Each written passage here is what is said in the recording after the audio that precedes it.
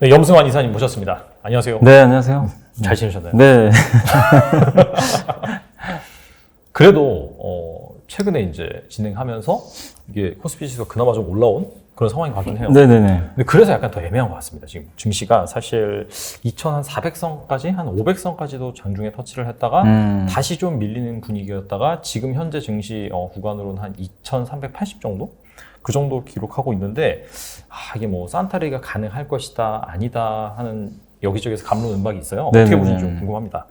일단 이제 요즘에 분위기가, 근데 요즘에 또 네. 좋았다가 좀 약간 밀리기도 좀 했는데, 그래도 그러니까요. 이제 과거보다는 확실히 좀 증시가 이렇게 허무하게 무너지거나 그러지는 않는 것 같아요. 그러니까 이제 일방적으로 뭐 사실 9월만 해도 막 지수가 2200 깨지고, 뭐 되게 막 급락하는 흐름이 많이 나왔는데, 요즘에는 거래량도 좀 없긴 없는데, 시장이 이렇게 조금씩은 흘러내렸는데, 뭐 하루에 폭락을 한다거나 그런 거는 확실히 많이 줄어들었던 것 같고, 이제 그 배경은 네. 제가 봤을 때는 뭐 위로도 좀 막혀 있긴 하지만 아래로는 지금 중국이 좀 살아나잖아요, 최근에. 맞아요. 중국 네. 리오프닝을 하다 보니까. 근데 사실 우리 생각보다 굉장히 빠르거든요, 지금. 보통 이제 많은 그 애널리스트 분들도 이제 좀 중국을 예측할 때 대부분 좀 얘기를 하셨던 게 그때 이제 그 3월 정도, 이제 내년 3월에 아무래도 그때쯤 되면 좀 양회가 열리니까 이제 뭐 그때 새로운 지도부가 나오잖아요. 뭐 그때 좀 본격적으로 풀지 않을까? 또 맞아요, 시진핑 주석 입장에서 지금 중국이 백신 접종률이 좀 낮잖아요. 근데 그걸 좀 감수하고서라도 갑자기 뭐 리오프닝을 세게 한다. 그러긴 좀 어렵지 않을까. 이렇게 전망들을 했는데 확실히 이게 그 예전에 천안문 사태가 좀 무서웠던 것 같아요. 제가 봤을 때는. 트라우마가 좀 있어요. 네, 트라우마가 있는 거죠. 중국이 그때 한번 난리 날 뻔했잖아요, 사실. 맞아요. 네. 그러다 보니까 이번에는 이제 백지 시위가 좀 열리긴 했는데 그것도 또 젊은 층이 주도를 했단 말이에요. 그러니까 시진핑의 가장 이제 든든한 우군이라고 할 수 있는 지지층 중에 하나가 굉장히 좀 젊은 층. 예, 지지를 많이 해줬대요. 물론 이제 교육을 또 그렇게 받은 상황이기도 그렇죠. 하겠지만 네. 근데 거기서 이제 어떻게 보면 시진핑에 반하는 이제 시위들이 나오다 보니까 이거는 안 되겠다. 예. 그리고 지난 3년 동안 너무나 이제 갇혀 있었잖아요.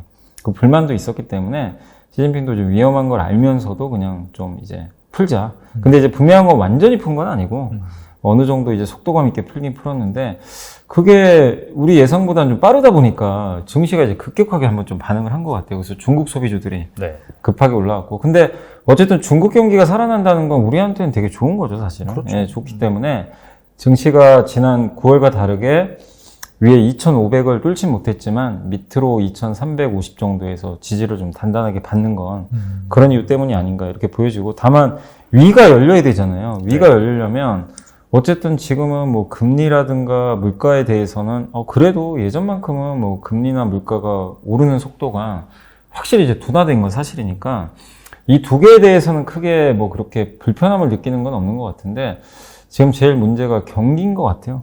지금 계속 나오지만 뭐 경기에 대해서 설왕설래가 있지만 뭐 이 미국의 월가 CEO들도 뭐 나오면 맨날 하는 얘기가 내년에 경기 침체 온다, 뭐 난리 날 거다, 막 경고하고 뭐 의도적인 것도 같아요, 사실은. 근데 계속 경고성 멘트를 날리고 이러다 보니까 야 진짜 이제 경기 침체가 내년 상반기에 오는 것뿐만이 아니라 하반기도 힘들어지겠구나. 예. 근데 그런 상황에서 또 우리나라가 힘든 건 우리 한국은 무조건 반도체를 봐야 되거든요. 지수 볼 때. 그죠? 네. 예. 네. 근데 지난주에 제일 그러니까 화두가 됐던 게 뭐냐면 하이닉스 영업 적자가 물론 이제 저희 당사에서 나오긴 했습니다만은 좀 그건 네. 주주분들 뭐 제 애널리스트 의견이니까 뭐 그건 이사님이랑 상관없죠. 네, 저랑은 상관없지만 이제 네. 저희 회사 애널리스트가 되게 좀 이제 수치를 좀 제시를 했는데 6.5조 원 마이너스. 제일 안 좋게 봐요. 근데 이제 그렇다고 뭐 버리자는 의견까지는 아니에요. 근데 이제 그만큼 그 일부 또 증권사에서도 5조 제시했고 영업 적자. 그러니까 뭐냐면 원래 한 내년에 적자까지는 다 알고 있었거든요. 근데 이게 뭐 많아야 1, 2조 요 정도인데 지금 갑자기 뭐 5조, 6조가 나오니까 이제 놀래버린 거예요. 그 정도로 안 좋나? 거기다 경기 침체 온다고 하니까. 그러니까 외국인들이 최근에 주식을 좀 사다가 일주일간 제가 봤는데 1조를 팔았거든요. 1조 중에 9천억을요 반도체를 팔았어요. 그러니까 이제 그거랑 연관이 된 것 같아요. 그래서 한국 증시가 이게 위가 막혀 있는 거는 결국 경기에 대한 이제 아직은 좀 의구심. 이게 또 결국 반도체랑 연관이 돼 있죠.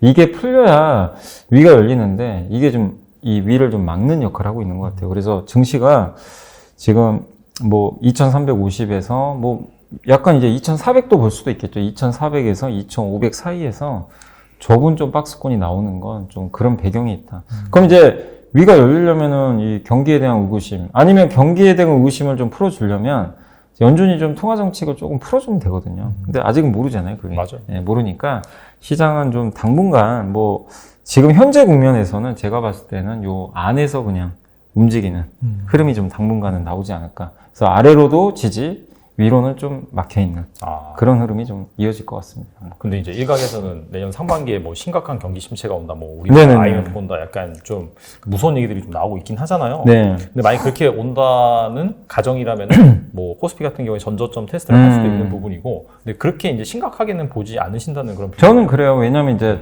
그런 의견들도 많이 있어요. 그러니까 내년에, 그러니까 지금 이 정도 실적 가지고 되겠냐? 실적 추정치 자꾸 떨어지고.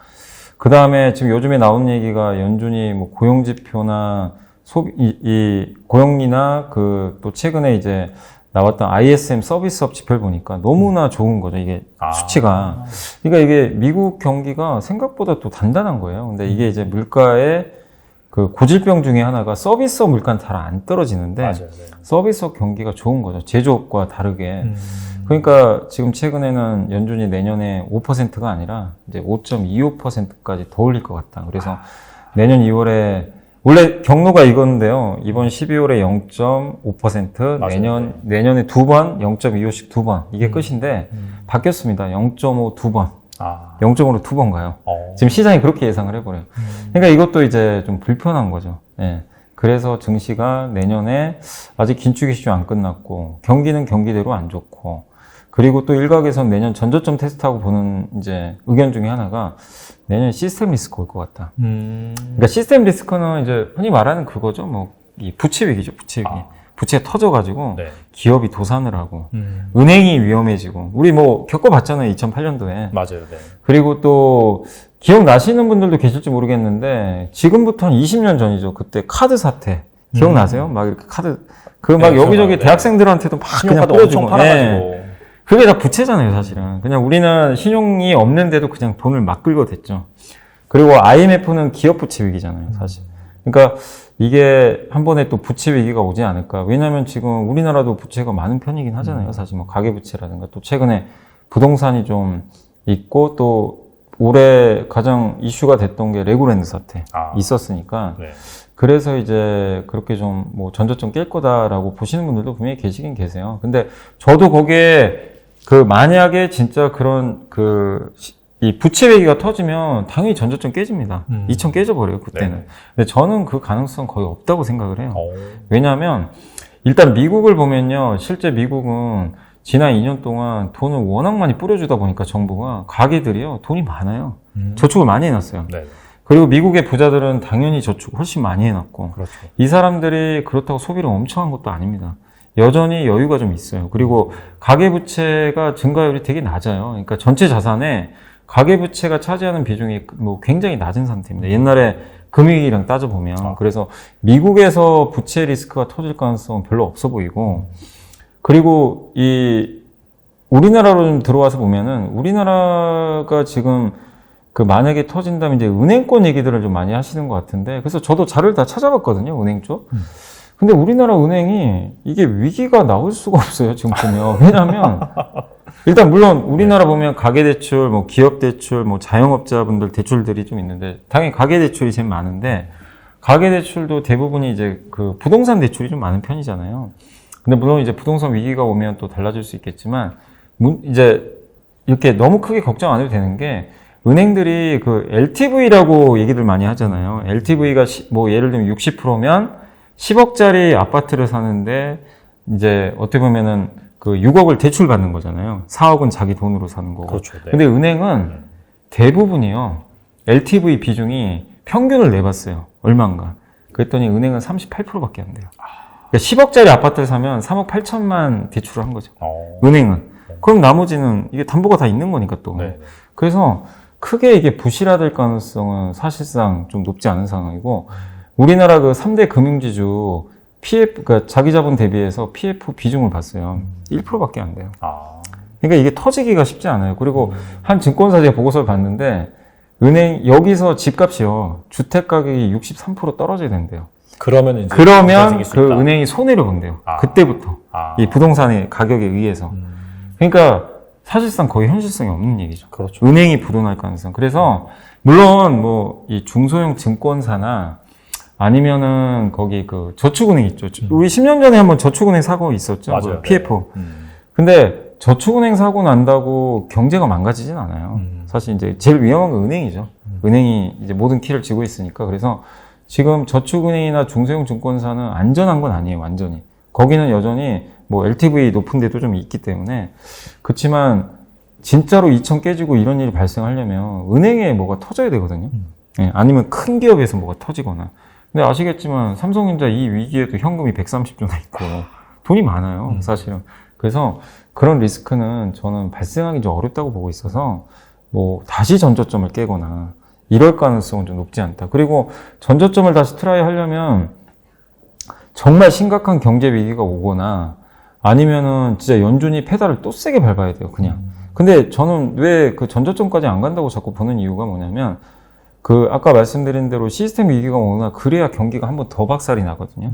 근데 그 가능성 거의 없어요. 그리고 지금 경기 침체 오는 거 이제 다 알죠. 네. 투자분들 중에 경기 침체 안 온다고 생각하는 분이 더 적어요. 대부분 다 알아요. 네. 근데 이제 이 차이죠. 미세하게 그러니까 경기 침체 오는데 시장이 그래도 좀 견뎌낼 만큼, 시장이 반영될 만큼 오느냐, 아니면 이제 시스템 리스크로 가서 붕괴되느냐 이거거든요.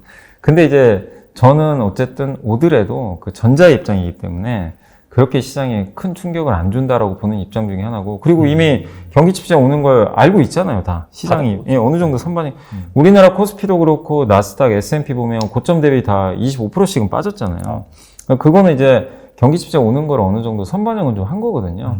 그렇기 때문에 저는 전저점 트라이 할 가능성은 일단은 현재로서는 그렇게 높지 않고, 그리고 연준이 긴축을 뭐 5.25까지 올린다는 얘기도 나오지만 그래봐야 5에서 0.25%예요.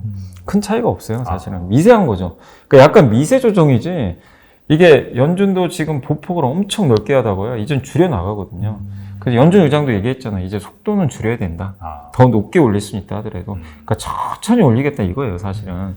그러면은 경제에 미치는 충격도 그만큼 좀 완화되는 거죠. 그래서 과거처럼 올해 여러 번 있었죠. 1월달, 또 6월달 폭락장, 그죠? 예, 그 9월달. 네. 그때 경로들을 보시면은 뭐 경기 침체뿐만이 아니라 연준이 너무 세게 밟아버린 거예요. 우리 예상과 다르게. 그래서 이제 이 난리가 났던 건데 지금은 그런 건 아니잖아요. 예, 그리고 기준금리 끝도 이제 얼마 안 남았고, 그리고 또 최근에 이렇게 뉴스들 보신 분들 아시겠지만 레고랜드 사태 이후로 우리나라가 좀 위험했지만 요즘에 그 회사들 그 채권 발행하는 거 혹시 기사 보셨는지 모르겠는데 SK그룹 또 얼마 전에 일부 이제 공기업도 마찬가지고 또 어디더라 하이투자증권 이런 데도 이제 채권을 발행을 했거든요. 아 그리고 SK텔레콤 네. 다 흥행 성공했어요. 그러니까 제대로 이제 미매각이라 그랬죠 예전에는. 네. 근데 매각이 지금 다 돼요. 채권이. 그러니까 뭐냐면 이제 자금에 좀 숨통이 트인 거고, 물론 이제 정부가 뒤에서 좀 약간 역할도 해줬지만 이런 걸 보면 정말 우리가 다시 한번 2,100을 깨고 2,000까지 생각해야 될 지금 상황인가. 저는 좀 그렇게 보고 있거든요. 그래서 뭐 크게 빠질 건 없다. 그리고 아까 서두에 설명드린 대로 중국이 이제 치고 올라잖아요.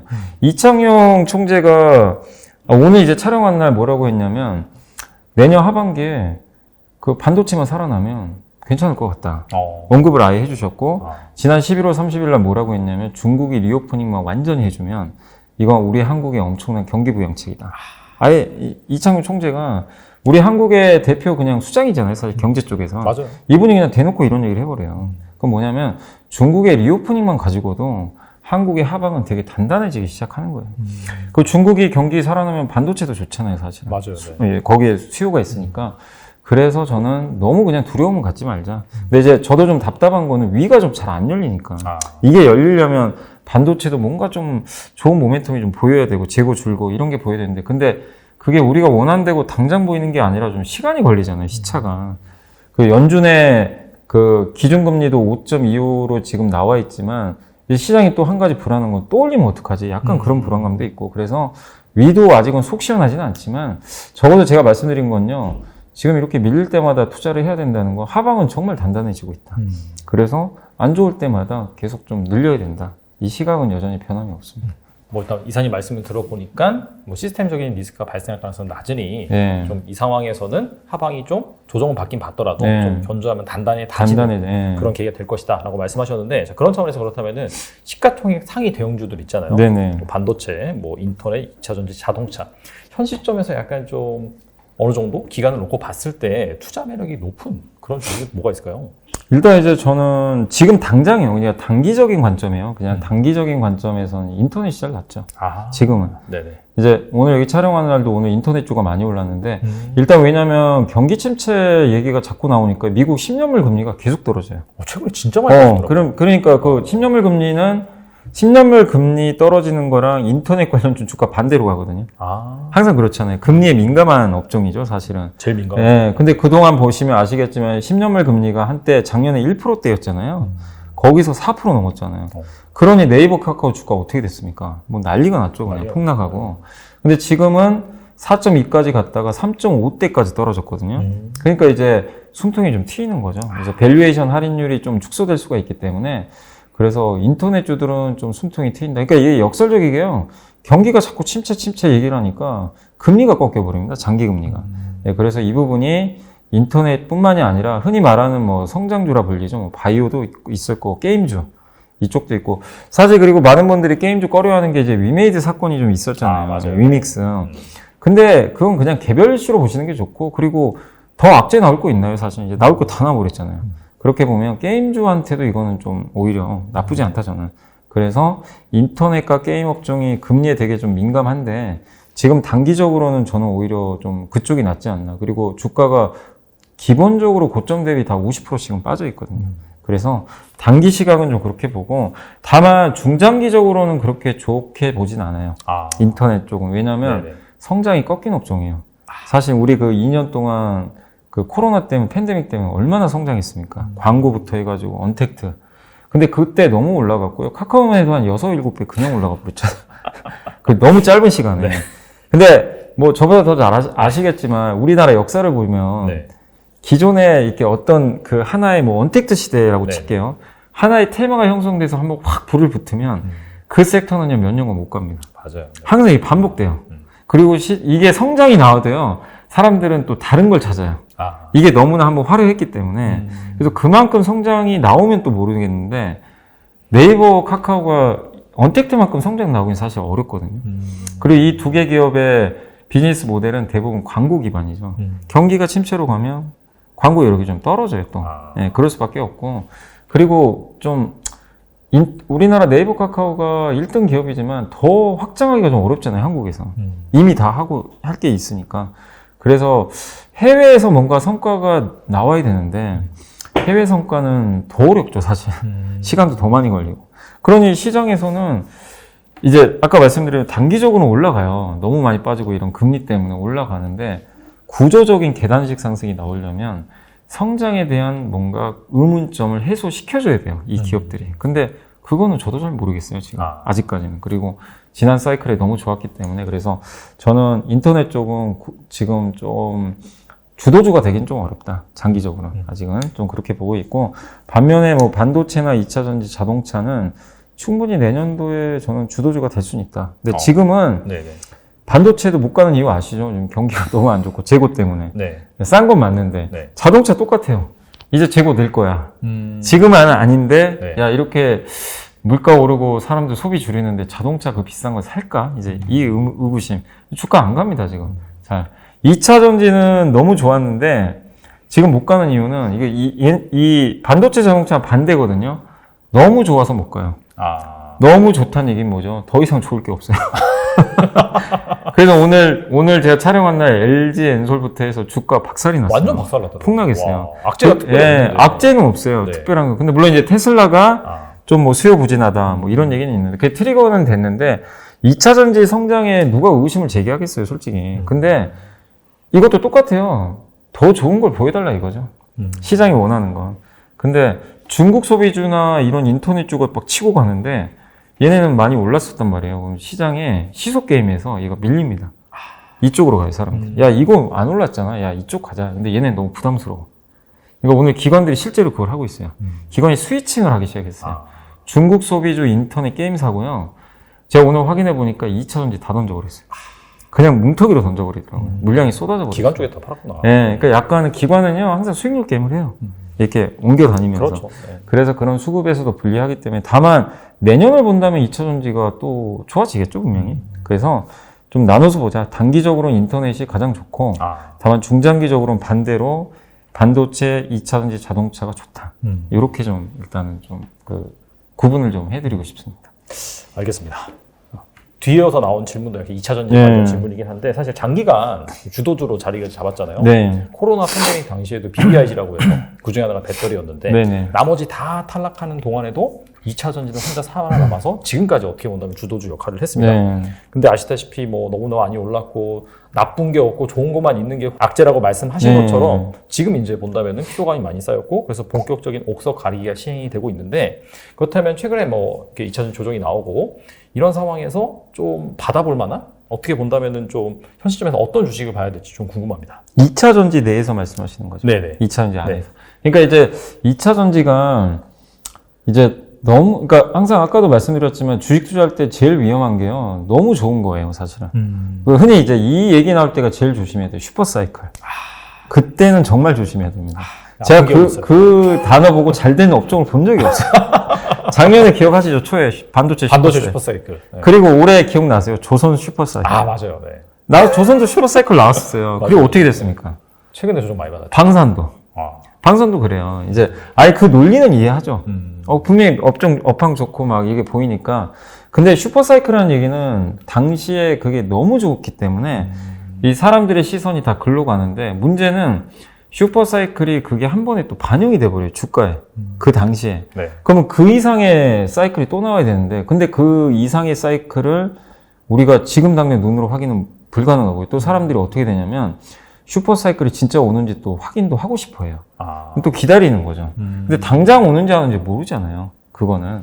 그래서 그런 이제 너무 좋을 때 조심해야 되는데 이 대표적으로 그래서 좋았던 게 2차 전지였던 거죠, 사실은. 그리고 2차 전지 말고는 다른 업종이 잘 안 보였죠. 맞아요. 지난 몇 달간. 왜냐면 IRA 인플레 감축법 때문에 이건 중국도 못하는데 우리나라 기업들이 이제 미국은 동무대가 된다. 막 이 논리가 있었잖아요. 그래서 LG엔솔이 35만 원짜리가 막 60만 원 넘어가고 이 악세장에서 네. 혼자 막 기관들 막 사고 이랬던 건데 그게 이제 60만 원 넘고 이 상태에서 곰곰이 생각해 보니까 이제 IRA 법안도 식상해지기 시작한 거예요. 모르는 사람이 없잖아요. 맞아요. 처음에 IRA 법안 딱 나왔을 때는요, 8월인가 나왔어요. 사람들이 도대체 이게 무슨 법인지도 몰랐어요. 이 용어도 어렵고, 뭐 이름이 이상해요. 인플레이션 감축 법안. 줄여서 IRA 하는데, 그리고 보시면 아시겠지만, 거기 막 조항이 막 복잡하잖아요. 막 7,500달러 보조금 뭐 주내 많이 뭐 자동차는 또 거기서 광물 비중이 뭐 40%부터 시작해가지고 가고, 또 양극재나 음극재는 미국에서 만들어야 되는데 그거 뭐 40%, 50%부터 시작해서 100%까지 가고 막 이런 조건들이 있잖아요. 네. 그러니까 처음에 사람들이 보고 야 머리 아프니까 저게 도대체 뭐야? 그러니까 사람들이 처음에 몰랐어요. 근데 알고 봤더니 딱 그 해석을 딱 하고 났더니 야 이거 최대 수혜자 LG엔솔이다. 왜냐 결론이 뭐냐면 CATL 오지 말란 얘기예요. 그렇죠, 맞아요. 중국 오지 말고 그리고 그 법안을 자세히 보면은 광물도 있잖아요. 이제 광물은 나중에 움직이긴 했는데 거기도 핵심이 뭐냐면 야 중국의 소재 광물 쓰지 말란 얘기예요. 결국 그거잖아요. 리튬, 뭐 니켈, 또 양극재, 음극재는 거의 중국이 다 꽉 잡고 있잖아요. 사실 거의 한 90%를. 맞아요. 네. 근데 그거 쓰지 말란 얘기예요. 내용을. 예. 그리고 미국에 공장 지어. 그러면 우리가 보조금 줄게. 이거잖아요. 그래서 근데 해석을 해보니까 결국 중국은 미국에 공장 못 짓게 됐고 일본에 파나소닉은 있는데 파나소닉은 일본에다 공장 짓고 있어요. 지금 보니까. 네. 그러니까 물론 이제 파나소닉이 최대 공장이 거기 테슬라 옆에 있지만 테슬라 대응 외에는 파나소닉이 잘 안 하잖아요. 다른 업체들하고는. 근데 주로 또 공장 짓는 게 일본인데 일본은 또 일본에 공장 지으면요 별로 일본 업체 입장에서는 미국에 별로 이 도움을 못 받아요. 왜냐하면 FTA 체결이 안 돼 있어요. 일본하고는. 우리 한국은 체결이 돼 있기 때문에 네네. 예를 들면 포스코가 한국에서 니켈이나 리튬을 정제해서 미국으로 보내잖아요. 이건 받아요. 그대로 받습니다. FTA 체결국이기 때문에. 그래서 야 이거 일본도 좀 우리나라랑 경쟁 안 될 것 같다. 결국에 이제 미국에 이제 동무대가 돼버린 거죠. 그래서 뭐 난리 난 거죠. 뭐 그때부터 해가지고 뭐 한국에 특히 뭐 폐배터리 엄청 올라갔죠. 기억나시죠? 폐배터리 또 음극재, 양극재 또 뭐 많이 있었어요. 뭐 되게 거기다 이제 뒤늦게 간 게 리튬 관련주 엄청 올라갔죠. 근데 이 섹터들이 한 번씩 다 올라갔던 건데 결국엔 시장은 이제 그걸 어차피 내년부터 시작인데 너무 빨리 반영한 거예요. 그래서 이젠 좀 쉬어가는 타이밍에서 좀 숨고르기 해야 되는데 그때 마침 이 중국 관련주가 갑자기 중국이 리오프닝 한다 그러니까 시장 관심이 글로 쏠려버린 거예요. 그래서 이제 부러지기 시작한 거예요. 예. 근데 아마 2차 전지를 대체할 업종이 없었으면 빠지진 않았을 것 같아요. 옆으로 갔을 것 같아요, 그냥. 근데 대체할 업종이 생겨버린 거예요, 순식간에. 그래서 이렇게 됐다. 그래서 2차 전지 투자하신 분들은 너무 실망은 하지 마시고 그렇다고 2차 전지가 끝난 건 아닙니다. 또 내년에 한 번 더 레벨업은 될 수 있으니까 차분히 보시되 다만 이제 당분간 조정은 불가피합니다. 제가 봤을 때는 한두 달 쉬어갈 것 같아요. 좀 이렇게 쉬어가면서 재미없는 구간이 나올 것 같은데 그러면 2차 전지 투자를 할 때 유의하실 거는요. 일단 되도록 시세 안 난 게 좋아요. 너무 올라간 거는 굉장히 그러니까 지난 2, 3년간 보시면 양극재 10배씩 올랐잖아요. 엄청 올랐죠. 그래서 저는 별로 양극재는 추천드리고 싶지 않아요. 저는 기본 논지가 저의 이 철학 중에 하나가 10배 이상 간 건 보지 말자. 거기서 또 10배 간다는 건 말이 안 되는 얘기잖아요. 10배 가는데 또 100배. 그리고 기본적으로 아예 100배가 가려면요. 네. 진짜 그러려면은 이 회사만 만들어야 돼요. 그리고 기본적으로 소비재 기업이 그렇게 돼요.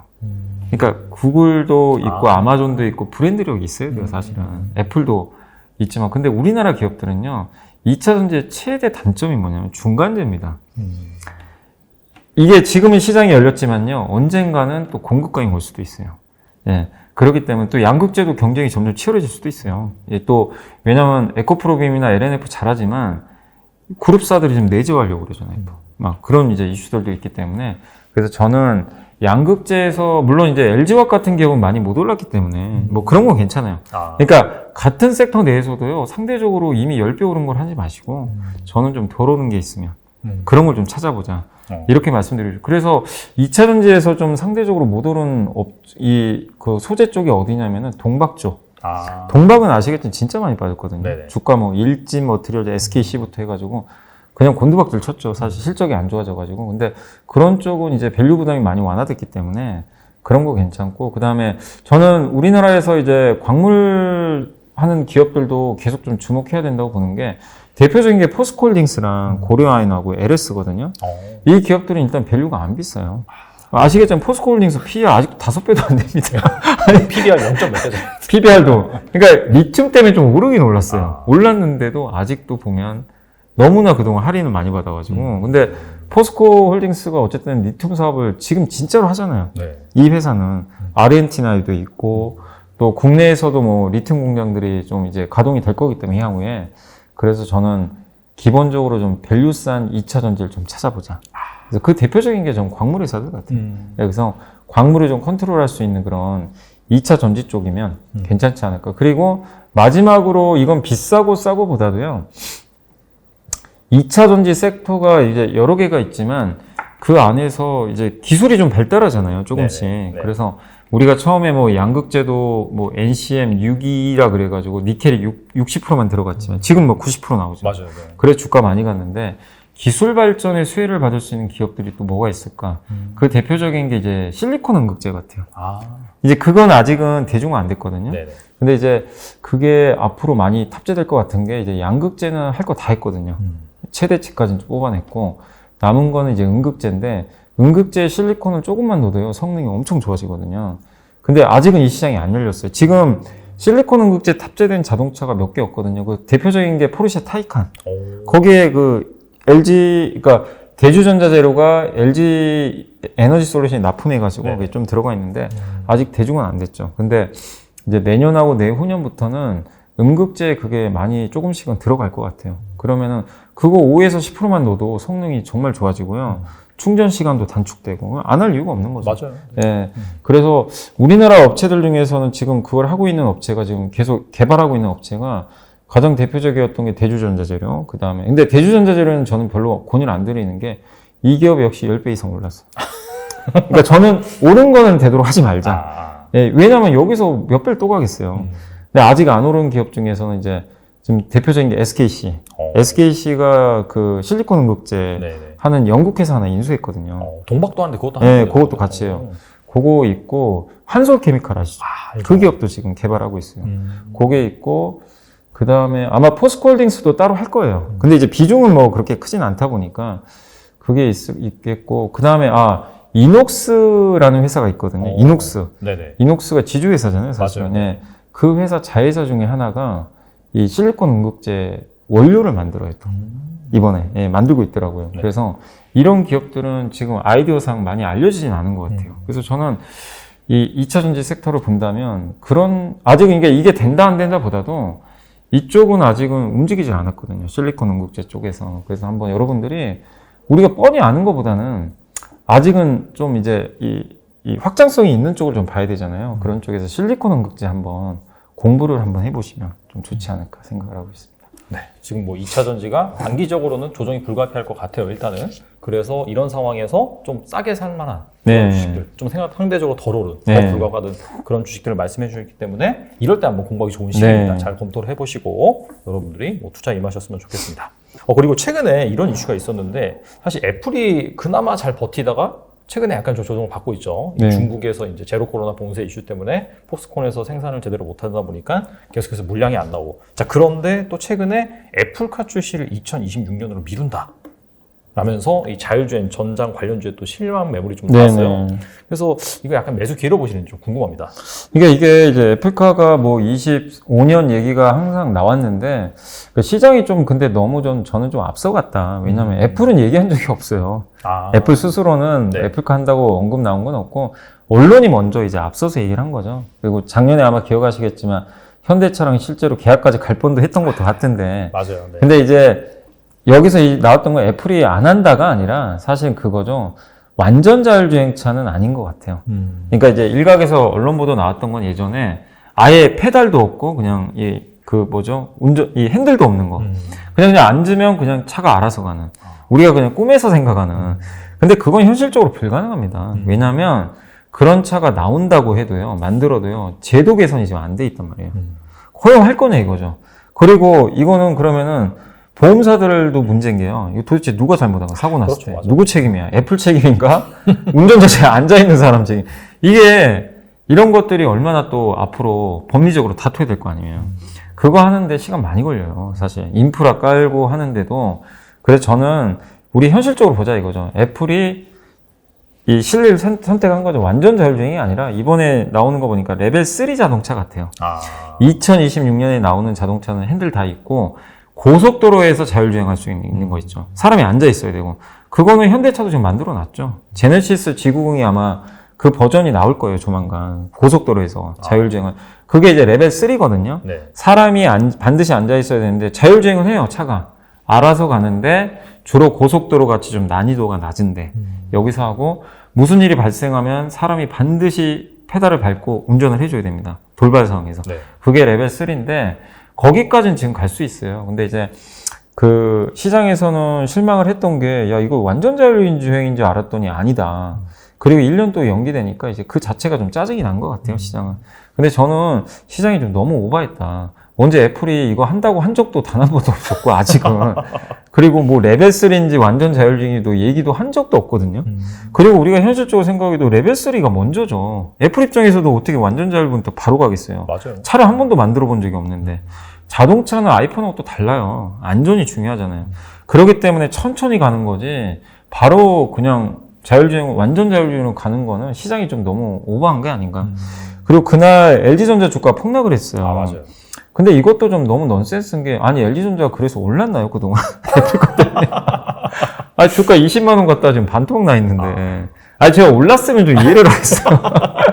아, 애플카 때문에 오른 것도 없는데, 뭐, 이거 갑자기 연기된다고 빠질 땐 또 막 5, 6%씩 빠지니까. 그래서 제 말씀드리고 싶은 거는 그냥 너무 시장이 좀 앞서갔다. 그래서 분명한 거는 자율주행은 갑니다. 이건 분명히 가고, 이미 테슬라도 하고, 지금 현대차도 할 거고, 다만 이제 여러분들한테 말씀드리고 싶은 건 완전 자율주행은 아직 생각하지 마세요. 그건 너무 먼 얘기예요. 그건 그냥 공상과학 얘기이니까 아직은. 그래서 여러분들은 운전대에 앉아있고, 고속도로나, 나중에 이제 시내에서도 자율주행 할 겁니다. 그 전 자율주행을 한다고 보는 입장인 이유 중에 하나가, 이 자동차 운전하는 거 정말 피곤하잖아요. 장기 운전하는 거. 그리고 차 안에 앉아가지고 이동 시간에 내가 업무를 볼 수 있다는 거 얼마나 좋아요. 사실 이제 그 시대는 분명히 오긴 올 거예요. 그래서 이 자체를 부인하지 마시고, 그래서 이번에 저는 오히려 이번 언론 보도를 통해서 저는 오히려 호재라고 생각을 했어요. 왜냐면, 블룸버그는 굉장히 좀 이 정보들이 좀 이게 잘 아는 데잖아요. 또 유료 기사로 나왔던 것 같더라고요.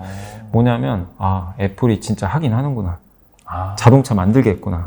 그러니까 약간 추측 기사는 되게 많았어요. 한 해 만에. 네. 이 보도를 보면서 26년으로 미뤘다는 얘기는 뭐냐면, 만드는구나. 저는 그걸 느꼈어요. 근데 저도 약간 내심 예전부터 생각했던 게, 야, 애플이 안 만들면 어떡하지? 저는 그 생각은 했거든요. 왜 공식적으로 애플이 입장을 발표한 건 아닌데, 근데 블룸버그라는 이런 좀 신뢰도 있는 이런 매체를 통해서, 유료 기사 통해서 26년까지 얘기가 나왔어요. 이건 뭐죠? 아예 타임 스케줄을 잡아준 거예요. 26년에 내놓는다. 네. 이거잖아요. 그러면 지금 물론 4년 남았지만 이 자동차는 좀 달라요. 아이폰은 1년 전부터 하겠지만 차를 한 번도 안 만들어 봤어요. 그럼 저는 적어도 내년 하반기나 24년 되면요. 아이폰, 애플카 관련 밸류 체인이 아마 나올 가능성이 높아요. 미리 발주 주겠죠. 아니, 자동차를 갑자기 26년에 출시하는데 25년에 갑자기 발주해가지고 1년 만에 그거 어떻게 만듭니까? 말이 안 되죠. 테스트도 해야죠. 그리고 네. 반자율주행 아니에요. 적어도 2, 3년 필요해요. 그래서 저는 얼마 안 남았다고, 1년밖에 안 남았어요, 이제. 그래서 LG도 아직 희망이 있고, 근데 이제 누가 될지는 모르겠어요. 그렇죠. 그거는 몰라요. 그러니까 이거는 뭐 LG가 제일 유력하다고 얘기는 나오지만 현대차가 또 할 수도 있는 거고. 그래서 여러분들의 시나리오는 열어놓되 기본적으로 애플은 이제 뛰어드는 거다. 그래서 저는 오히려 호재다. 자율주행 관련주들 계속 공부해야 된다. 한 가지 더 말씀드리면, 네. 원래 테슬라 전기차는 자율주행에 카메라만 들어가잖아요. 근데 기사를 보니까 카메라만 안 하고 이제 레이더를 넣는데요. 그 센서 넣는다고 기사가 나온 거예요. 무슨 얘기냐면, 자신있게 일론 머스크는 그랬죠. 야, 센서는 너무 비싸니까 우리 카메라만 한 10몇 대 딱 합쳐가지고 하면 완전 자율주행 할 수 있어. 이걸 계속 홍보했잖아요.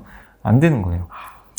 이게 카메라로만 물론 할 수도 있겠지만, 어쨌든 레이더나 라이다 센서만이 또 할 수 있는 것들이 있거든요. 뭐 거리 측정이라든가 네네.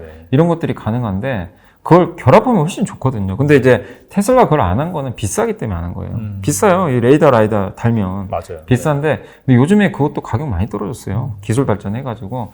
그럼 뭐죠? 레이더 라이다 센서를 만드는 진영까지 이제는 테슬라의 선택을 받을 가능성이 높아요. 그럼 우리나라에도 그런 사업을 하는 기업들이 있을 거 아니에요. 또 현대차한테도 힘을 실어주는 게, 현대차는 애초부터 라이다랑 함께해요. 레이더 라이더. 원래 그쪽으로 개발을 해놓았거든요. 그래서 이 시장은 이제 더 커지고, 레이더 라이더 센서를 채택하면 할수록 반도체한테도 좋아요. 거기에도 반도체 많이 들어가거든요. 네. 그래서 저는 굉장히 좀 이런 뉴스들을 봤을 때, 자율주행 시장이 이제 더 확산될 수 있겠구나. 이걸 좀 느꼈기 때문에 여러분들이 한번 계속 이 자율주행도 공부를 계속 좀 해보시면 좋을 것 같습니다. 알겠습니다. 앞서서도 살짝 말씀해 주셨어요. 이게 중국의 제로 코로나 방역 완화 정책, 그것 때문에 사실상 그 전까지는 2차 전지가 주도주로 자리했었는데, 최근에는 약간 중국 소비주 이쪽으로 주도주가 변하는 흐름이 나오고 있습니다. 계속해서 이어지더라고요. 그래서 혹시 이 중에서 좀 투자자가 주목해 볼 만한 주식인지 궁금하거든요. 일단은 이제 중국의 방역 완화 기대감이 나온 지가 한 2, 3주 됐죠, 벌써. 네. 그래서 처음엔 그랬어요, 저도. 이게 백지시 하고 나서, 그리고 그때 우르무치라는 지역에서 아파트 화재 사고 나가지고. 맞아요. 그게 이제 사실 시발점이 된 거죠. 그때 이제 소방차가 들어가야 되는데 그 차들 때문에 못 들어간 거죠. 그게 코로나 때문에 그랬다고 하더라고요. 워낙 규제를 심하게 해가지고. 10명이 죽어버리니까 이제 중국 사람들 들고 일어나 버린 거죠. 야, 이거 뭐냐. 코로나 때문에 그렇게, 물론 우리가 안 죽기 위해서 코로나 방역한 것까지는 좋은데, 인정하고 우리 참았는데, 야, 저렇게 화재 사고 났는데 저런 규제 때문에 저렇게 사람이 죽는 거는 이거는 지금 뭐 이게 주객이 전도된 거 아니냐. 그리고 더 이제 중국 인민들이 화난 건 전 세계 많은 사람들이 다 카타르 월드컵에서 마스크 벗고 웃고 있는데 우리는 지금 뭐 하고 있냐. 상대적 박탈감. 박탈감이 엄청 큰 거예요. 그건 사람이 우리 속담에도 있잖아요. 사촌이 땅 사면 진짜 배 아프잖아요. 사실 못 참아요. 사실은 다들 맞아요. 다 그럴 거예요. 그런 경험 해보셨을 거예요. 네. 이 질투심이라는 건 인간의 또 그 기본 본능 중에 하나거든요. 네. 근데 중국 사람들만 월드컵 출전도 못했죠.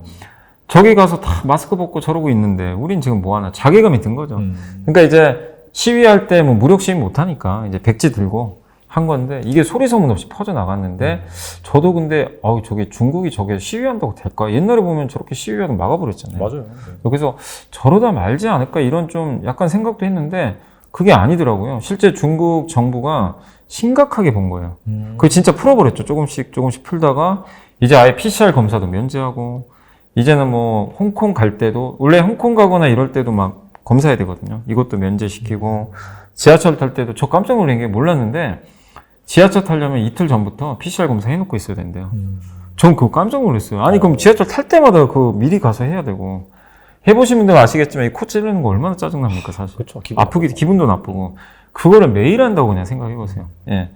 근데 이제 이게 폭발했는데 이거를 이제 면제한다. 그럼 뭐냐면 중국 사람들이 이제 정상적인 생활을 조금씩 할 가능성이 있어요. 그리고 내가 걸려도 병원에 안 가고 이제 자택격리. 그리고 수용소 안 가는 거예요. 네네. 그것만 해도 이제 굉장히 이제 풀어주는 거죠.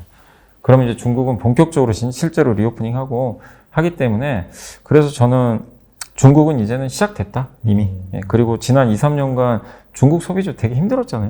예, 이게 안 열려가지고 그래서 어느 정도 주가는 분명히 회복된다. 그리고 수급적으로 항상 말씀드리고 싶은 게 여러분들이 만약에 이 아이디어 때문에 예를 들면 20% 정도 올라가겠지 이 생각하면요 꼭 30% 갑니다. 왜? 공매도 쇼커버링 때문에 그래요. 이쪽이 공매도 쳤던 세력들이 이제 이거 아니다. 아이디어가 바뀌었잖아요. 그럼 반대로 2차 전지 숏을 때리고요. 이게 바뀌어요. 그리고 이쪽을 환매를 해줘요. 이게 그럼 이게 20% 올라갈 게 마지막에요. 공매도 쇼커버링 때문에 더 올라가 버려요. 예, 그래서 한 번 더 오르는 경우들이 있어요. 그래서 당분간은 중국 이슈가 워낙 또 거대하기 때문에 조금 올라갈 것 같고 거기다 한알령까지 지금 맞아요. 네. 예, 또 이 드라마 제작사들 주가도 많이 오르더라고요. 근데 이제 다만 이런 이슈들이 이제 많이 노출이 돼서 주가들이 워낙 올랐기 때문에 저는 이제 중국 소비주를 지금 와가지고 막 쫓아가는 거는 좀 반대고 다만 이제 중국 소비주에서 옥석을 가려야 될 건요. 여기서도 브랜드력이 있는 회사들을 좀 앞으로 좀 투자를 고민해서 하셔야 되는 게 우리나라 특히 화장품 회사들이 중국에서 고생을 엄청 했잖아요. 꼭 그게 코로나 때문은 아니에요. 실제 잘 안 팔려요. 중국 회사들도 잘 만들기 시작하고 그 다음에 이 고가 화장품도 경쟁이 너무 치열한 거예요. 그러니까 예전에 LG생활건과 아모레퍼시픽 이름만 달면 팔리는 시대가 아니라는 거죠. 그래서 그런 쪽에 뭐 확고한 브랜드 가치가 있으면 또 모르겠는데 그게 좀 경쟁이 치열해지는 저는 그런 업종보다는 예를 하나 들어볼게요. FNF를 예로 들면 이게 의류도 경쟁이 치열한데요. FNF의 MLB는요, 그 누구도 대체가 불가능한 브랜드가 됐어요. 매장 수 엄청 늘었어요. 엄청 늘어요. 근데 지금 사실 중국이 리오프닝 안 했는데도 실적 괜찮아요. 맞아요. 숫자 보니까 저도 네. 깜짝 놀란 게 아니 중국 사람들이 그렇게 밖에 안 나가고 하는데도 MLB는 사요 가서 사는 거예요. 뭐냐면 마치 이제 중국 사람들이 아이폰 사는 거랑 똑같은 거예요. 그냥 사는 거죠. 얘 브랜드 좋아. 테슬라 사는 것처럼. 그러니까 한마디로 FNF는 이제 그 정도 가치까지 올라간 거예요. 그래서 그런 회사는 우리가 리오프닝 하면 더 좋은 거죠, 사실은. 흔들릴 이유가 없고 또 하나 오리온 같은 회사. 오리온도 초코파이 누가 대체합니까? 꼬북치. 그러니까 이거 대체 안 돼요. 대체 불가능. 예. 불닭볶음면 대체 안 됩니다. 맞아. 그러니까 제가 말씀드리는 거는 리오프닝으로 다 같이 간 건 좋아요. 근데 여기서 더 가냐 마느냐는 브랜드력의 차이에 달려있다. 그거를 좀 캐치를 하셔가지고 만약에 내가 물려있는 중국 소비주 중에 회복이 됐어요.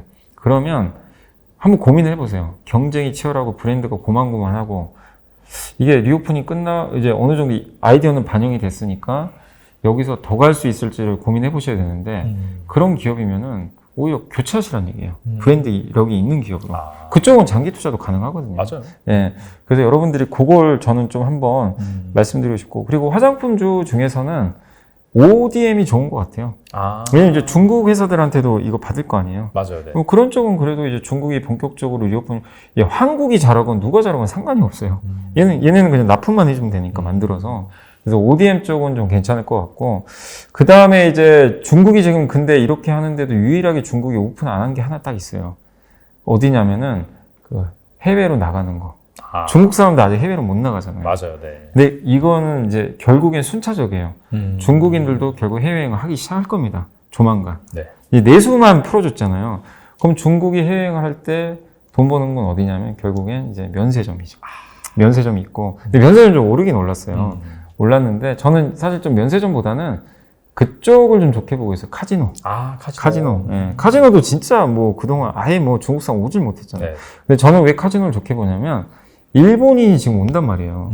일본인 오는데 드디어 돈 벌기 시작합니다. 맞아요. 네. 중국인까지 오기 시작하면 훨씬 레벨업을 하겠죠. 근데 아직 이건 반영이 안 됐어요. 왜냐하면 중국이 못 오니까 아직은. 그래서 오히려 저는 중국 사람들이 실제 한국에 왔을 때 좀 좋아지는 섹터가 뭘까? 그게 이제 대표적으로 일단 그 아까 말씀드린 카지노 있고 또 국내 유수의 호텔. 호텔도 잘 되겠죠. 중국 그렇죠. 사람들 네. 오게 되니까. 그러니까 일본은 이미 오지만 중국인에 비할 바는 아니잖아요, 사실. 중국인들도 한국에 엄청 오니까.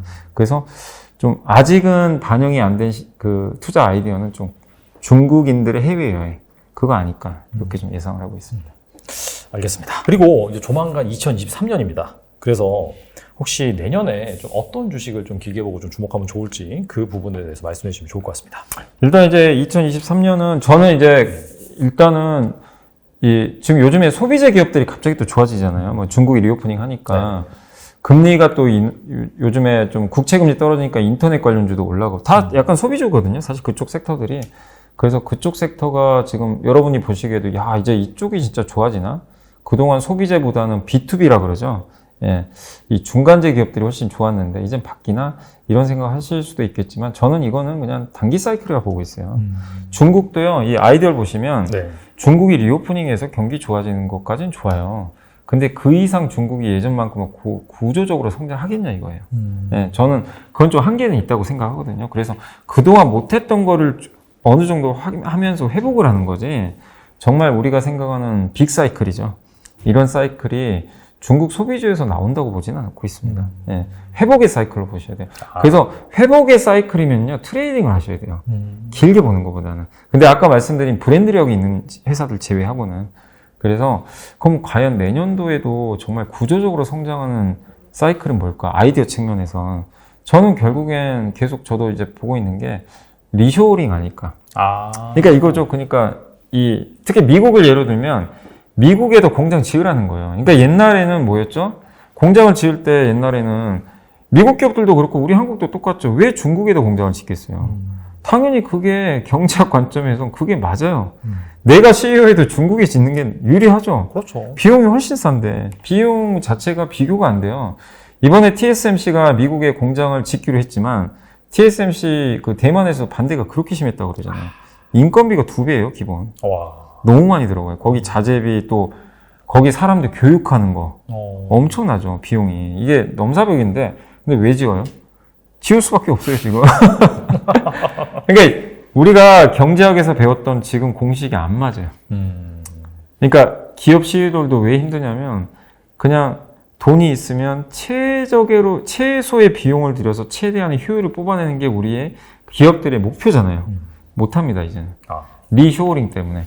왜? 중국과 미국은 이미 갈라섰고, 예, 그리고 미국 사람들도, 미국 입장에서는 미국인들도 당연히 좋을 수밖에 없는 게, 공장을 지어주니까 일자리가 생기잖아요. 그럼 미국 사람들이 일자리 많이 생기니까 중산층도 좋을 수밖에 없어요. 예, 비효율적인 해도. 그리고 그 사람들이 투표권 갖고 있잖아요. 그럼 어떻게 되겠어요? 정치인들도. 이게 나쁘지가 않은 거예요, 지금 분위기가. 그리고 약간 이제 중국과의 대립 관계로 밀고 가면서 그리고 이제 안 올 수 있으니까 당근 주잖아요. 야, 미국에 지어? 내가 몇 조 원씩 깎아줄게. 세금 줄게. 태양광 만들 때마다 얼마씩 세금 깎아줍니다. 막 이러잖아요, 지금. 그러니까 이제 미국에 그 인센티브를 주면서 유도를 시키는 거죠. 그러니까 뭐 우리 한국 기업들 입장에서도 일단 그걸 받으니까 가는 거고, 또 한국 기업들 입장에서도 이게 아주 나쁜 건 아닌 게 미국이 제조업을 부흥하잖아요. 근데 미국 스스로 못 해요. 도움을 받아야 돼요. 그잖아요. 미국 제조업 되게 약하잖아요. 경쟁력이. 맞아요. 뭐 설계 이런 건 잘하지만. 그래서 그동안은 미국이 제조업 부흥할 땐 중국이 갈 수도 있었어요. 중국도 제조업 강국이니까. 근데 여기에 중국이란 선택지는 없어요, 이제. 그럼 어디예요? 중국이 없으면 한국밖에 없어요. 한국, 대만, 네. 뭐, 그 일본, 이런 데밖에 없는 거죠. 근데 우리 한국은 중국과 엄청난 제조업 경쟁 국가잖아요. 그래서 한국한테는 굉장한 이건 기회가 온다. 그러니까 한국 제조업이 또다시 한번 부흥할 수 있는, 저는 그런 길이 좀 열리고 있다. 중국이 없어지기 때문에. 그래서 미국이 리쇼어링 하면서 수혜를 받을 수 있는 그런 섹터들이 뭘까? 요걸 고민을 하는 거고, 또 한 가지가 미국만 하냐 이거죠. 유럽도 지금 하려고 그래요. 원자재법 같은 거 지금 고민하고 있고, 유럽도 뭐라고 했냐면, 이거 너무나 중국 의존도가 큰 것 같다. 유럽도 이제 그런 식으로 나왔고, 이번에 유럽이 되었잖아요. 아시겠지만 천연가스 몰빵하다가 러시아한테 완전히 된 걸 이제 직접 경험한 국가 중에 하나가 유로존입니다. 어떻게 되겠어요? 야, 제조업도 야 우리 영내로 다 끌어와. 이렇게 하자는 거죠. 대부분 중국 의존도 또 높잖아요. 지금 유럽은 더 심각해요. 미국보다. 의존도가 중국에 되게 많이 몰려있기 때문에. 그러면 그래서 저번에 스페인 대통령이었나요? 총리인가? 그분이 오셔가지고 뭘 했냐면 삼성전자 또 만나고 갔잖아요. 와서 좀 반도체 공장 좀 지어주세요. 스페인에. 그 무슨 얘기냐면 반도체는 필요한데 자기네는 못 만들고, 근데 공급망 불안하니까 여기다 만들어주세요. 그걸 만들 수 있는 업체는 삼성전자, 인텔 정도죠. 그러니까 우리나라가 할 수 있는 게 되게 많아요. 그래서 저는 이런 큰 아이디어가, 여러분들 한번 생각해보세요. 이게 내년에 끝날 이슈일까요? 전 몇 년 간다고 봐요. 예. 그리고 미국이 밀어붙이고, 아니, 미국 정치인들이 1, 2년 하다가 끝낼 이슈는 아니잖아요. 그리고 우리나라도 지금 마찬가지죠. 지금 소비를 증가시켜가지고 GDP를 올리기가 되게 어려운 게요. 소비 여력이 떨어질 수밖에 없잖아요. 고물가 고금리 때문에. 뭐 그렇죠. 내년에 또 공기 침체 온다는. 그럼 정치인들 입장에서도 경기 침체 오니까 우리 가만히 있는 그런 정치인이 어디 있습니까, 세상에. 뭔가 펌프질을 해야 되거든요. 그래서 결국엔 설비 투자로 하지 않을까, 저는. 기업들 부추겨가지고, 야, 세제 혜택 줄 테니 공장 좀 지어. 일자리 만들어줘. 이거를 미국도 할 거고, 유럽도 할 거고, 우리 한국도 할 거예요. 그럴 가능성이 높아요. 왜? 2년 후에는 우리 한국은 국회의원 선거가 있고요. 2년 후에는 또 미국은 대통령 선거가 또 있어요. 이런 또 정치 스케줄하고 맞아 떨어져요. 그래서 저는 큰 사이클은 결국엔 제조업에서 나온다. 예, 제조업 중에서 미국, 유럽에 공장을 지어줄 수 있는 회사들. 그게 뭘까? 그래서 가장 대표적이었던 게 2차 전지가 그래서 간 거예요, 사실. 맞아요. 네. 2차 전지 말고도 뭐 LNG도 있겠죠. LNG 터미널 많이 질 거 아니에요. 뭐 유럽의 수출도 계속. 이게 그냥 올해 이러고 끝날 사이클은 저는 절대 아니라고 봅니다. 계속 몇 년 이어질 사이클이고, LNG 터미널을 많이 질 거예요. 미국, 유럽 이런 쪽에.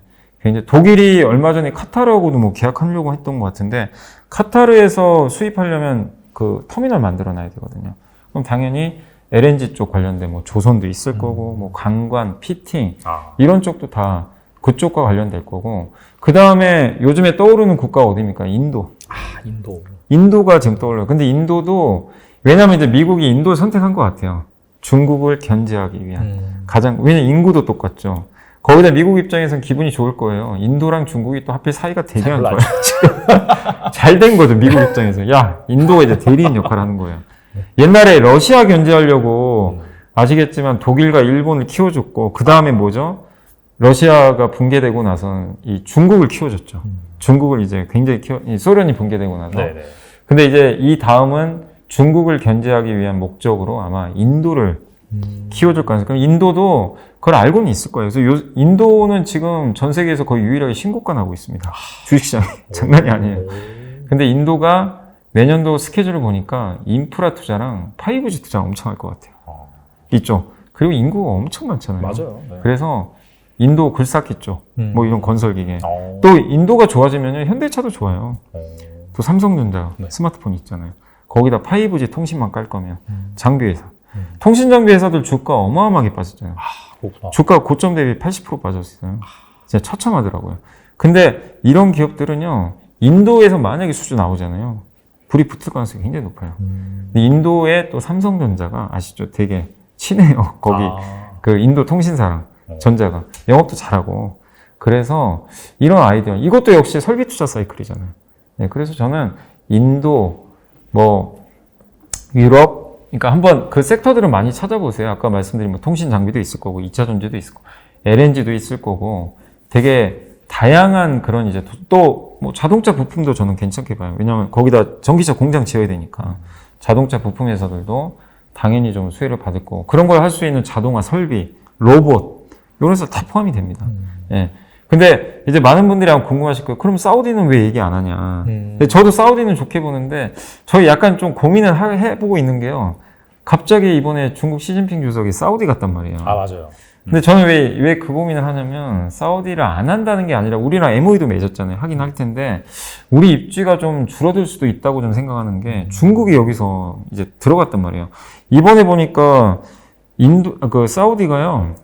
5G 통신 장비를 미국이 제일 싫어하는 화웨이 거 쓴대요. 아, 맞아요. 기사 나왔어요. 그럼 어떻게 되겠어요? 우리나라가 만약에 사우디랑 또 적극적으로 하면요. 미국이 또 견제할 가능성이 높아요. 저는. 그래서 일본이 이번에 발 빼버렸잖아요. 사우디랑. 안 갔잖아요. 사우디. 예. 그 저도 약간 이거는 저의 그냥 내피셜이에요. 꼭 그렇다는 게 아니라 그런 걸 연결해보면 중국이 여기서 너무 깊숙이 개입을 하니까 미국이 좀 불편해하는 거 아닌가. 물론 우리나라 입장에서는 미국 상관없이 사우디에서 할 수 있는 건 해야 돼요. 수주 따낼 건. 아니 우리나라 경제를 위해서 이거 먹을 건 먹어야죠. 당연히. 해야 되는데 좀 걱정이 되는 게 미국이 또 너무 강하게 야 너네 하지 마 사우디랑. 견제하면은 또 괜히 불똥이 튈까봐. 그래서 이 부분에 대해서는 아직은 저희 내피셜이니까 어떨지 모르지만 네옴시티는 조금만 더 지켜보자 상황을. 왜냐면 네옴시티도 한번 올랐잖아요. 뭐 건설주 엄청 올랐었어요. 그 일부.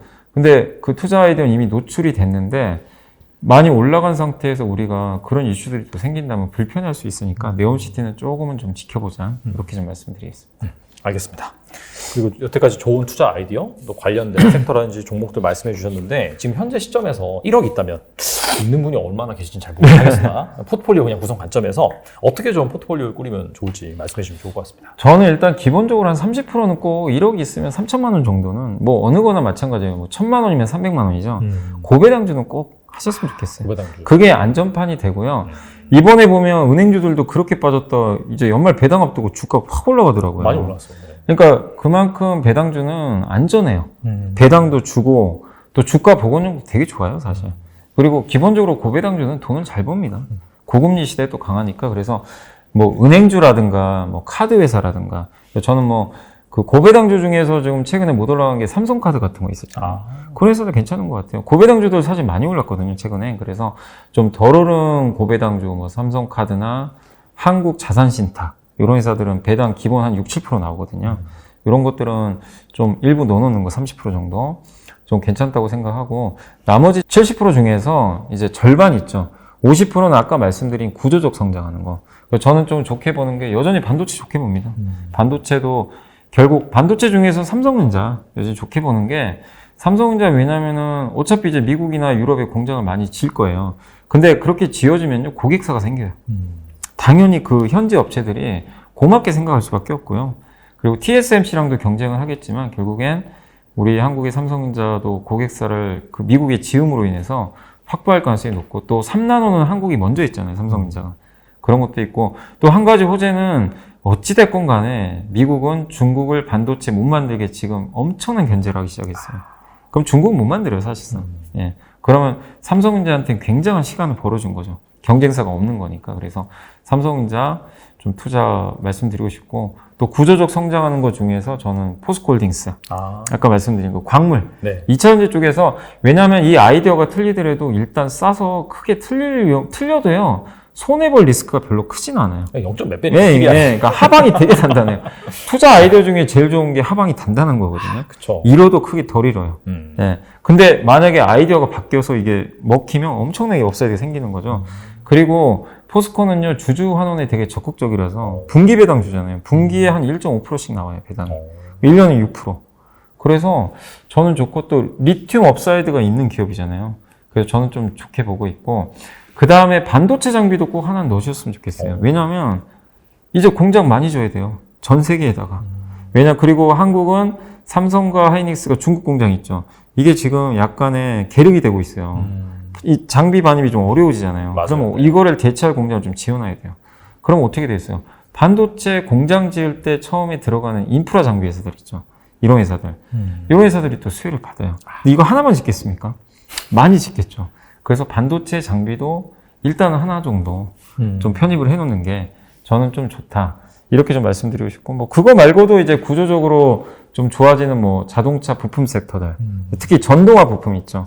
이런 쪽도 하나 정도 넣어놓으시면, 그러니까 이런 것들 토탈해서 한 50% 정도 해놓으시면 좋겠고, 나머지 그러면 20% 남잖아요.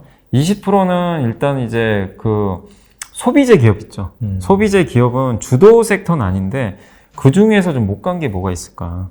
그러면 저는 그냥 자동차. 지금 제가 현대 기아를 지금 사면요 재미는 진짜 없을 거예요. 근데 왜 이쪽을 좀 말씀을 드리냐면 현대 기아가 일단 PER이 너무 싸요. 그래서 악재는 다 노출됐잖아요. 그래서 잃을 게 별로 없어요. 근데 제가 말씀드리고 싶은 거는 여기서 우리가 실제로 자동차를 악재로 보는 거에 지금 두 가지죠. IRA 법안이 피해주죠. 인플레에서 그 맞아요, 네. 감축법 때문에 미국 현지 생산 안 돼서 보조금 못 받으니까. 근데 그게 이제 알려져가지고 지금 못 가지만 그 바이든 대통령이 뭐라고 했냐면 IRA 법안 좀 결함 있다, 알겠다. 자동차 쪽에 인정했고 좀 수정해보겠다. 그래서 혹시라도 그게 바뀌어주면 일단 그것만으로도 모멘텀 돼서 주가가 한번 확 오를 수도 있어요. 그러겠네요, 진짜. 예. 그러니까 더 잃을 건 없어요. 뭐 이미 그건 반영됐으니까. 근데 바뀌면 한번 움직일 거고. 그 다음에 지금 두 번째로 걱정하는 게 뭐냐면 지금 실제로 지금 재고가 늘까봐. 그러니까 자동차가 안 팔려가지고 재고가 많이 늘까봐. 이걸 걱정하는데 이게 미국 사람들 돈 많거든요, 아직은. 소비 여력도 충분하고. 근데 너무나 극단적으로 내년에 차가 안 팔릴 걸로 예상을 많이 하더라고요. 근데 나중에 미국이 실제로 좀 금리 인상 사이클이 종료돼서 통화 정책을 완화 쪽으로 가면요.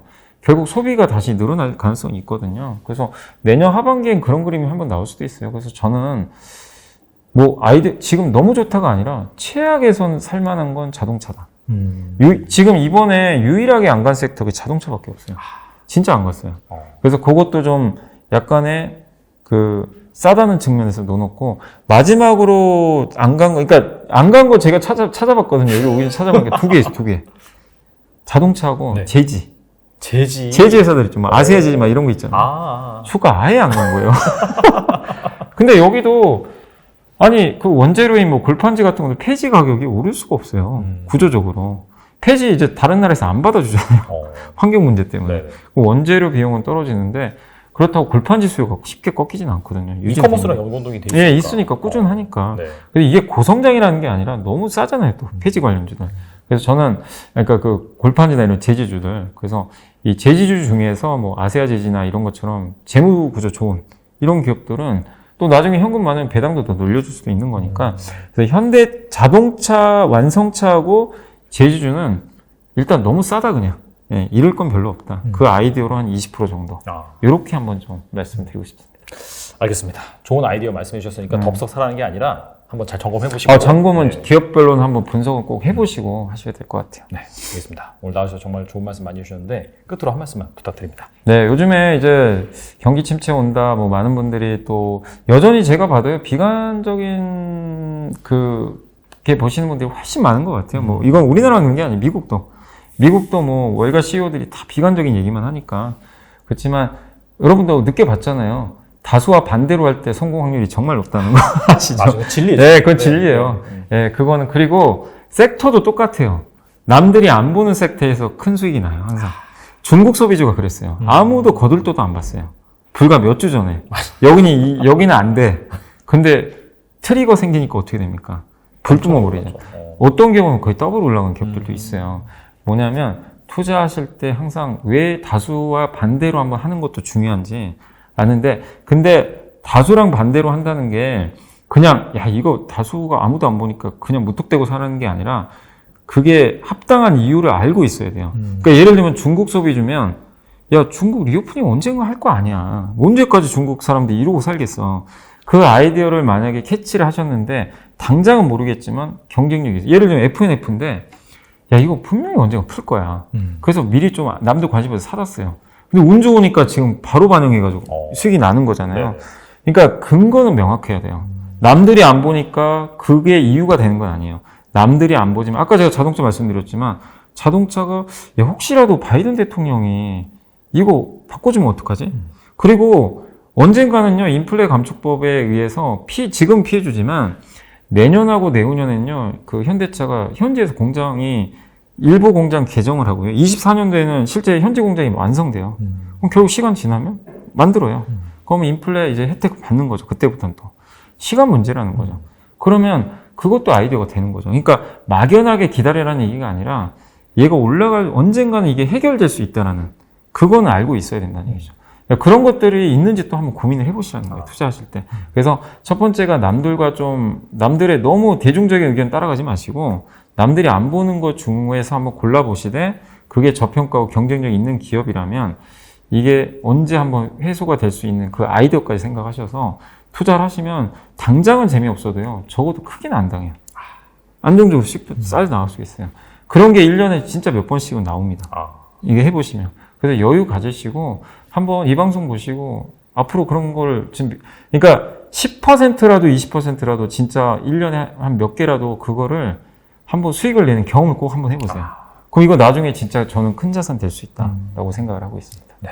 뭐 소문난 잔치에 먹을 것이 없다. 네. 이게 진리죠. 네. 그래서 그런 차원에서 최근에 막 달리는 그런 주식들보다도 네. 지금 약간 소외되어 있고 그 다음에 못 오른 주식들 중심으로 투자 포인트와 함께 말씀해 주셨는데 여러분들이 한번 지금 공부하기 좋은 시기니까 꼭 한번 보시고 또 관심 정보에 넣어 놓으신 다음에 투자 임하셨으면 좋겠습니다. 네. 지금까지 염승환 이사님 나오셔서 감사합니다. 네, 감사합니다.